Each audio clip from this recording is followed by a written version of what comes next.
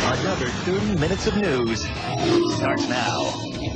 A shocking find in a downtown Minneapolis hotel. The body of World Wrestling Entertainment star Eddie Guerrero. And Ellen Gallus is live at Target Center. What are the fans saying tonight, Ellen? Well, Eddie Guerrero was supposed to perform here tonight, and so fans, needless to say, are shocked. Many of them showed up here tonight at the Target Center with T-shirts and posters honoring the wrestler. Tonight's show very suddenly and very sadly became a tribute show for Eddie Guerrero. Guerrero is one of the WWE's biggest stars. He arrived in Minneapolis late last night for tonight's taping of SmackDown. His body was discovered around 7:30 this morning at the Marriott Hotel in downtown Minneapolis. The cause of death is unknown at this time, but police say there were no signs of foul play.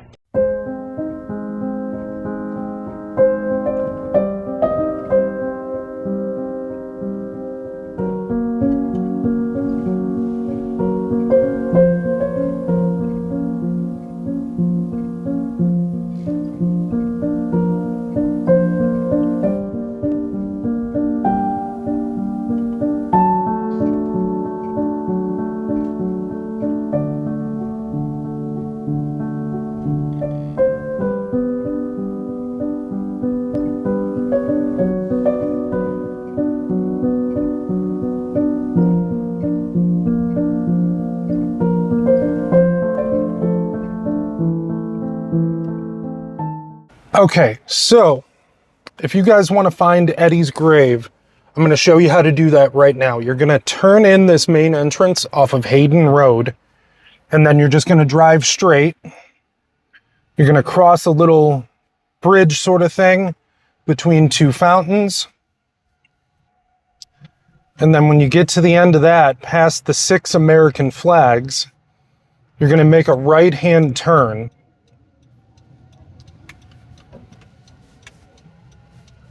And before this next turn, I'm going to just tell you how I figured this out.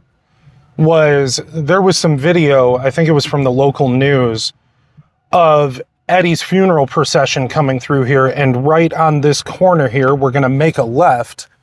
And parked there was one of the lowriders, like the ones that Eddie used to drive to the ring. And, you know, you had Vicky, his wife, and his daughters following behind it. And it was really nice. But it's a really simple route to get to where Eddie is. I just figured I'd make it a little bit easier for you guys. And then you're going to get up to, I believe it's a right-hand turn. Yes, it is. You're going to get to a right-hand turn up here. And you're essentially going to do a U-turn.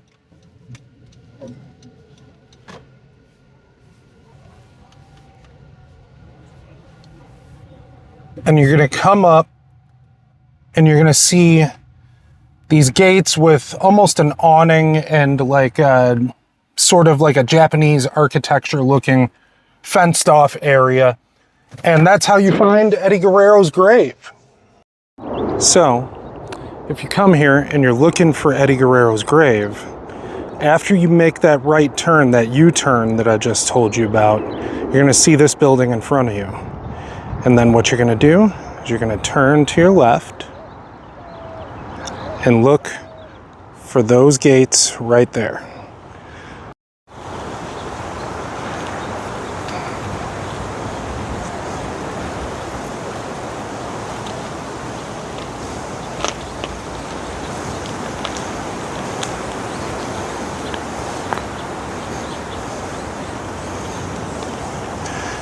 And when you walk through those gates, you're going to see this statue right here of a family. 2 men reading to a little girl.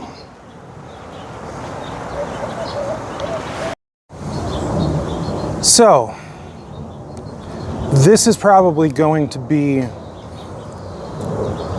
the most personal vlog, video, whatever you want to call it, that I've posted so far. In fact, it is without a doubt. I have to preface this saying that growing up, I had friends and family members that were addicts and alcoholics, and that's why this particular story is important to me.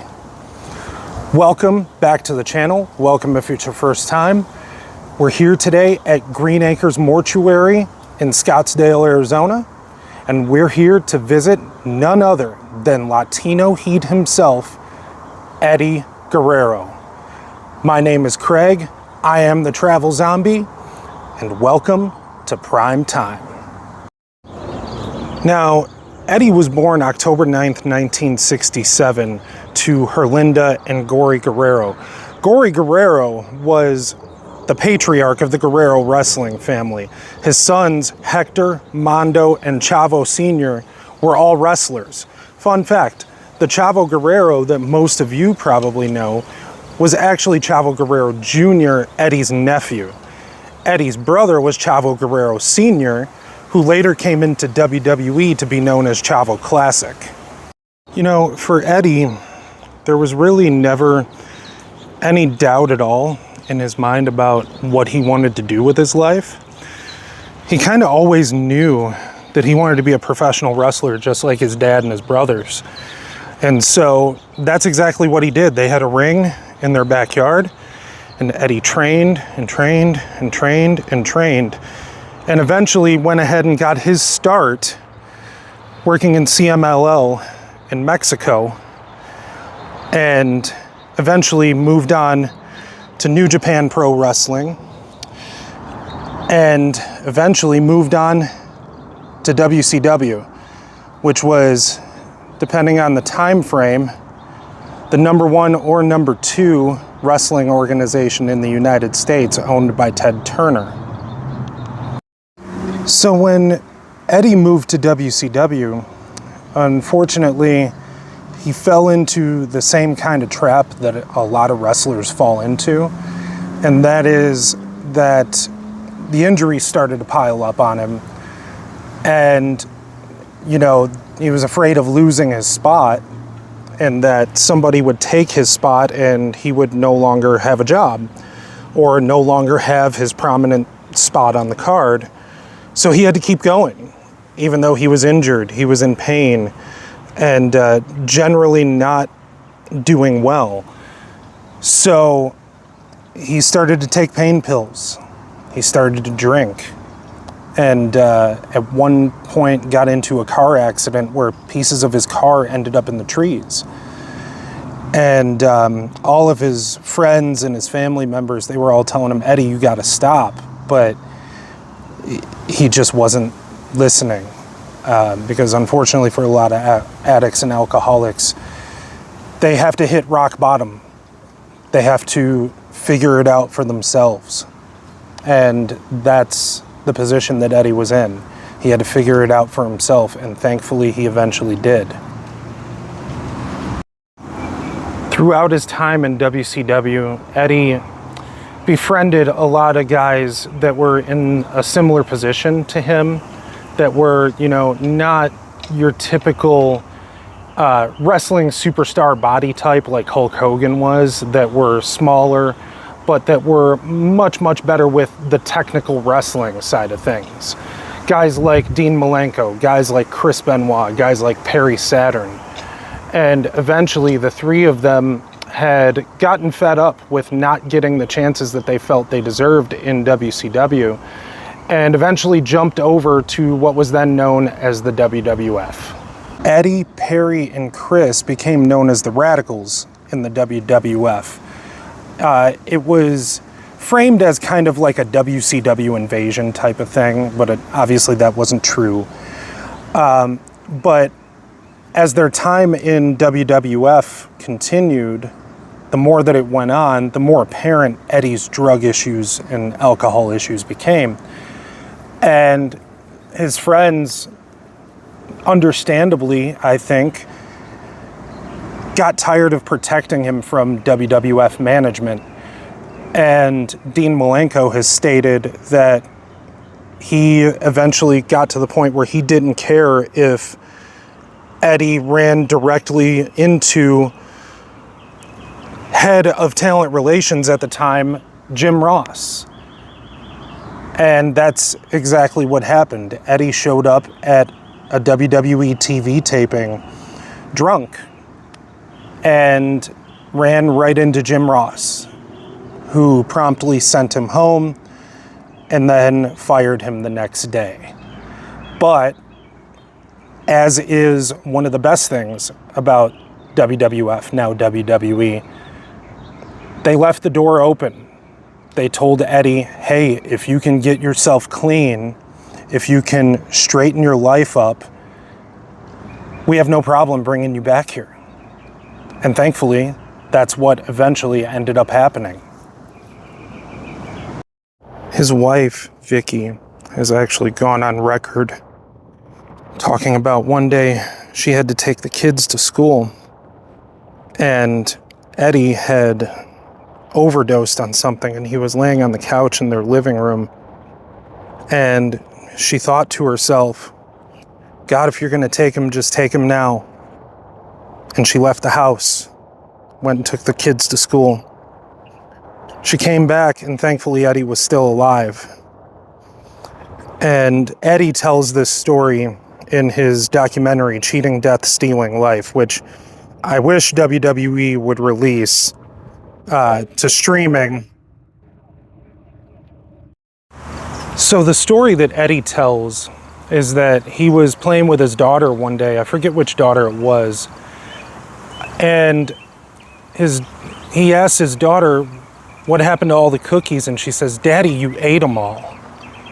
And for some reason, that just set something off. It flipped a switch in Eddie's brain, and he knew from that moment that he had to get sober, and that's exactly what he did. He started going to AA meetings, and when it came to his career, he, would go and get booked on these little independent wrestling shows. And one of the matches that happened on his independent run, and one of the ones that helped catch WWE's attention, because they were always keeping tabs on Eddie. They always wanted to have him back, because you only get a talent like Eddie Guerrero once in a generation. And what ended up happening was Eddie ended up getting booked on this show and booked for a triple threat match against an old friend of his, Rey Mysterio Jr., who you all now know as Rey Mysterio, father, or not, of Dominic Mysterio. And they ended up getting booked in a triple threat match with Chicago's own Second City Saint, CM Punk.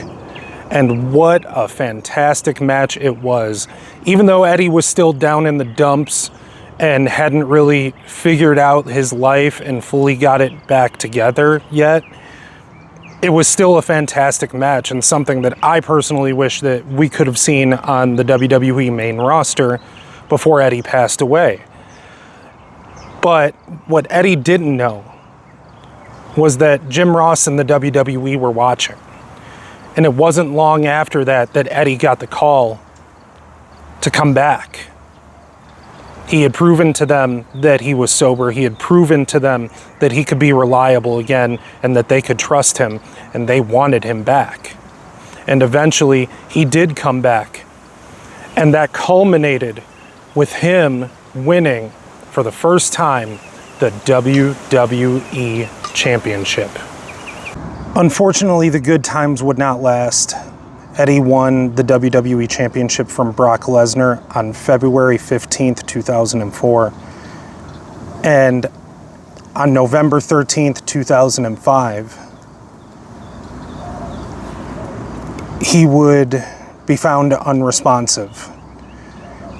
Eddie was in a hotel getting ready for Monday Night Raw, and his nephew Chavo noticed that Eddie had missed his wake-up call. Actually, it was the security guard from the hotel that had notified him. And so they went to Eddie's room and they forced the door open.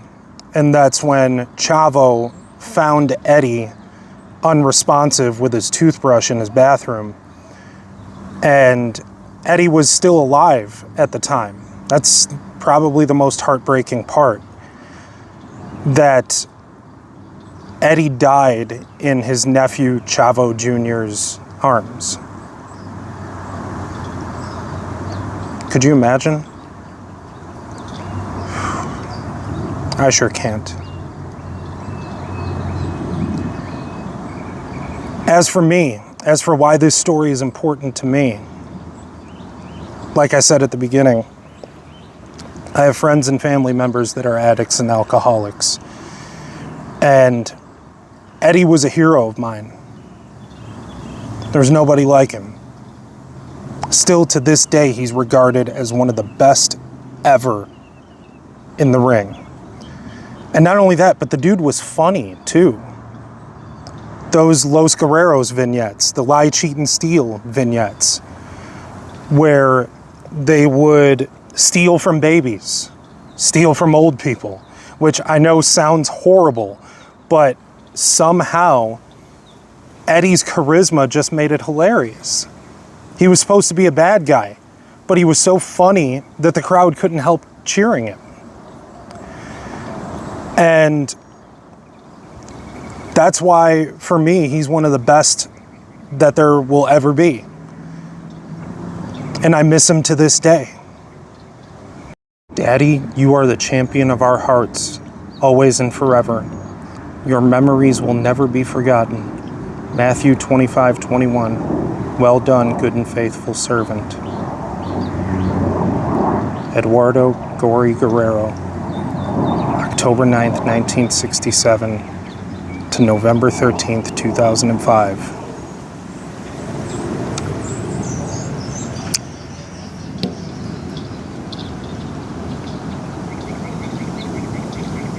Thanks for all the years, all the miles, and all the sacrifices. We love you, Eddie. Now that we've learned something about Eddie, I'm going to take you over here and show you something I just learned today. Now, mind you, I've been to this cemetery multiple times. I've visited Eddie multiple times. But never once did I know that just 8 plots down from Eddie was another WWE Hall of Famer. And I don't have the time to do this one today and to give it the respect that it deserves. So we're gonna save it for another time. But just 8 spaces down from Eddie Guerrero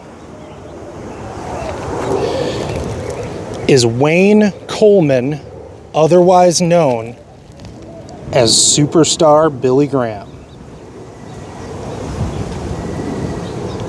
And with that, that's the end of our time together today, unfortunately. So, if you would be so kind to please like, share, leave a comment, and if you're new here, subscribe. It helps me out more than you could possibly imagine, especially if you like this content, because there will be more content like this in the future. Museums, famous graves, October, haunted houses. Thank you for coming. Again, like, share, subscribe, and goodbye.